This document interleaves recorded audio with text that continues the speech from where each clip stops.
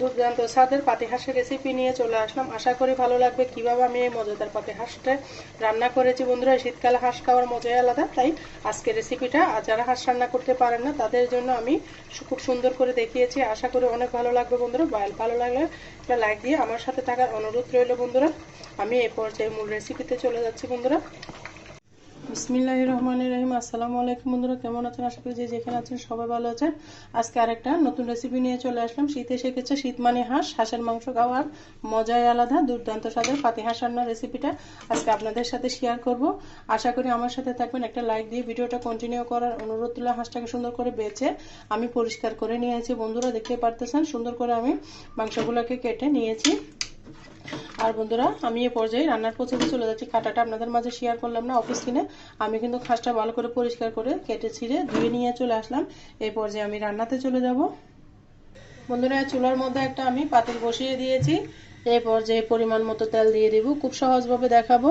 নতুন রাঁধুনি ব্যাচেলর আপুদের জন্য পারফেক্ট হাঁসের মাংস রেসিপি শেয়ার করতেছি। আশা করি অনেক ভালো লাগবে বন্ধুরা। আমার সাথে থাকুন। আমার হাঁসটা 2 কেজি ওজনের হাঁস, পাতি হাঁস নিয়েছি, দেশি হাঁস। এটা দেশি হাঁসের মজা কিন্তু আলাদা। আপনারা চাইলে যে কোনো হাঁস দিয়ে এইভাবে রেসিপিটা বানাতে পারেন। আমি দেশি হাঁসটা নিয়েছি। দেশি হাঁস দিয়ে হাঁসের মাংস খেতে কিন্তু ভীষণ মজা লাগে। তেলটা গরম হওয়া পর্যন্ত অপেক্ষা করতে হবে বন্ধুরা। আমার তেলটা গরম হয়ে গেছে। আমি এখানে আদা রসুন পেঁয়াজ একসাথে পেস্ট করে নিয়েছি।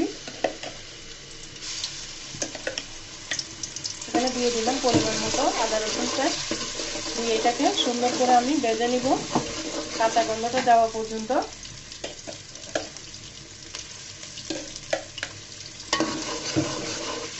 বাটা মশলা দিয়ে অবশ্যই হাঁস রান্না করবেন।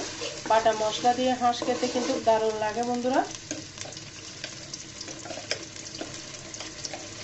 আর শীতকালে তো হাঁস পছন্দ করে না এমন মানুষ খুঁজে পাওয়া বন্ধুরা খুবই কম। আমার হাঁস যেহেতু বেশি, সেজন্য আদা রসুন পেঁয়াজের পরিমাণটা আমি বেশি দিয়েছি। দিয়ে আমি ভালো মতো এটাকে কষিয়ে নিব কাঁচা গন্ধটা যাওয়া পর্যন্ত।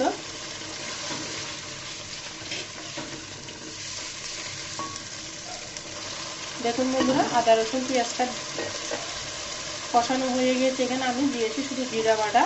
জিরা বাটা দিয়ে এই রেসিপিটা রান্না করবেন, খেতে কিন্তু দুর্দান্ত লাগবে। একবার খাওয়ালে আপনাকে আরেকবার রিকোয়েস্ট করবে আপনাকে হাঁসের মাংসটা খাওয়ানোর জন্য। জিরা বাটাটা আমি সম্পূর্ণ দিয়ে দিলাম। দিয়ে ভালো মতো কষিয়ে নিচ্ছি বন্ধুরা, দেখতে থাকুন। আশা করি অনেক ভালো লাগবে।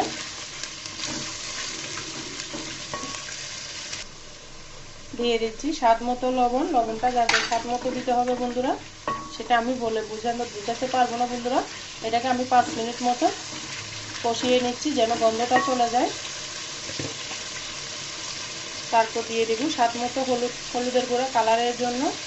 আমার রেসিপি যখন বেশি, সেজন্য আমি দেখতে পাচ্ছেন বেশি বেশি দিচ্ছি, কারণ আমার মাংসটা 2 কেজি হাঁসের মাংস পুরোটা আমি রান্না করব।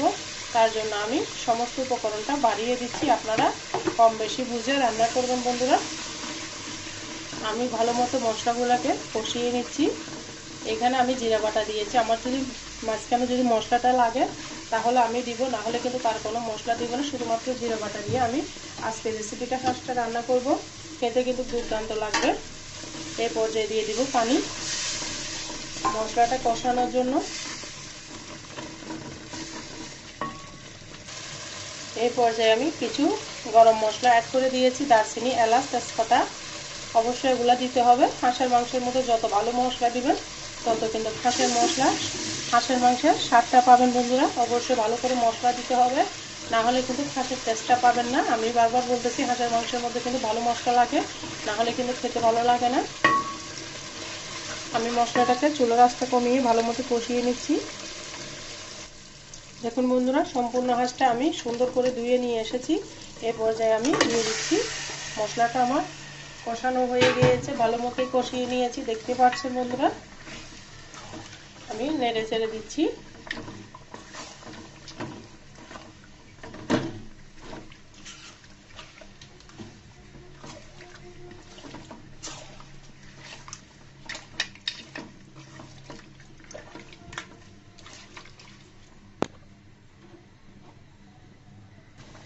এই পর্যায়ে আমি ঢাকনা দিয়ে ঢেকে দিলাম সিদ্ধ হওয়ার জন্য। দেখুন বন্ধুরা, এই পর্যায়ে আমি আবারও নেড়ে চেড়ে দিব।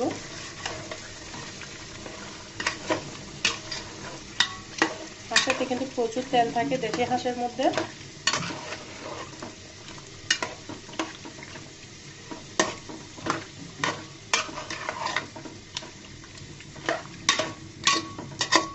ভালো মতো নেড়ে চেড়ে কষিয়ে রান্না করলে টেস্টটা দ্বিগুণ পাওয়া যায়। অবশ্যই নেড়ে চেড়ে রান্না করতে হবে। ঢাকনা দিয়ে রেখে দিলাম। দেখুন বন্ধুরা, প্রায় 30 মিনিট পর আমি ফিরে এলাম। চুলার আঁচটা মিডিয়াম করে রেখেছি। 30 মিনিট পর্যন্ত আমার হাঁসের মাংসটা দেখুন কষতে কষতে একদম নিচে নেমে গিয়েছে, কমে গিয়েছে। ভালো মতো কষিয়ে নিতে হবে। অবশ্যই কত পানি বের হয়েছে আমি কিন্তু এখানে এক ফোঁটা পানিও দিই নাই। সমস্ত পানি কিন্তু হাঁস থেকে বের হয়েছে। আরও আমার কষানো লাগবে 30 মিনিট মতো। হাঁসটা রান্না করতে কিন্তু অনেক টাইম লাগে। গরুর মাংস থেকেও কিন্তু হাঁস রান্নাটা অনেক টাইম লাগে। দেখুন বন্ধুরা, মাংসটা এখনও শক্ত। আরও ফিরে আসতেছি 20 মিনিট পরে প্রায়।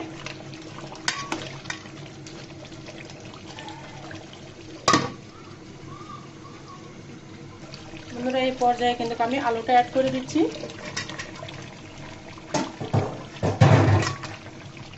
আলুটাও মাংসের সাথে কষা নিয়ে নিব, সেই জন্য আমি আলুটাকে দিয়ে দিয়েছি একসাথে। খুব সহজভাবে দেখাচ্ছি, আশা করি আপনাদের কাছে অনেক ভালো লাগবে বন্ধুরা। ভালো লাগলে যারা এখনো পর্যন্ত একটা লাইক দিতে ভুলে গিয়েছেন, অবশ্যই একটা লাইক দিয়ে কন্টিনিউ করার অনুরোধ রইল। দেখতে থাকুন বন্ধুরা। রান্নার শেষে টিপস আমি কি মশলা দিব হাঁস শাক খাওয়ার জন্য, সেটা আপনাদের সাথে শেয়ার করব। আমি আবার ঢাকনা দিয়ে রেখে দিলাম। ফিরে আসতেছি বন্ধুরা 30 মিনিট পরে। আমি দেখুন বন্ধুরা, আমি প্রায় 30 থেকে 40 মিনিট পর ফিরে আসলাম। আপনারা হয়তো জানেন হাঁসটা হতে সময় লাগে। এখনও কিন্তু আমার মাংসটা সিদ্ধ হয় নাই। কষাতে কষাতে কিন্তু এখানে পানি দেওয়া হয়নি। পানি আমি এই পর্যায়ে ঝোলের পানিটা দিয়ে দিচ্ছি। হাঁস হইতে কিন্তু গরুর মাংস থেকেও বেশি টাইম লাগে। একটু ধৈর্য ধরে রান্না করতে হয়। নতুন রাঁধুনি প্রিয় অপুরা ভাইয়ারা, আমি পানি দিয়ে দিচ্ছি, বেশি করে দিচ্ছি। ফুটিয়ে আমি পানিটাকে মাখো করে নেব। হাই একদম চুলার আঁচটা বাড়িয়ে আমি হাঁসটাকে আমি রান্না করে নেব।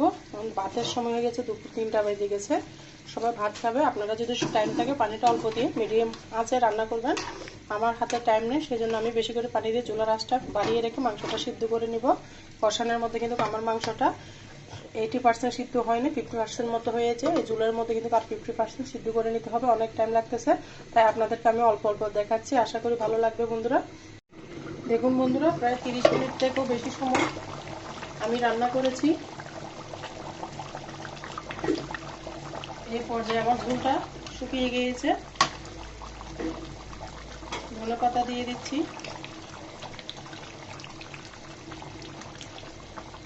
অনেক টাইম লাগে বন্ধুরা হাঁস রান্না করতে।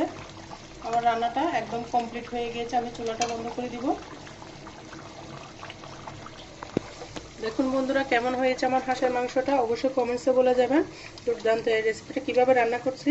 আশা করি ভালো লেগেছে। ভালো লাগলে অবশ্যই লাইক কমেন্ট শেয়ার করতে ভুলবেন না। আজকের মতো আমি এখানেই বিদায় নিচ্ছি। সবাই ভালো থাকবেন, সুস্থ থাকবেন। আল্লাহ হাফেজ। আসসালামু আলাইকুম।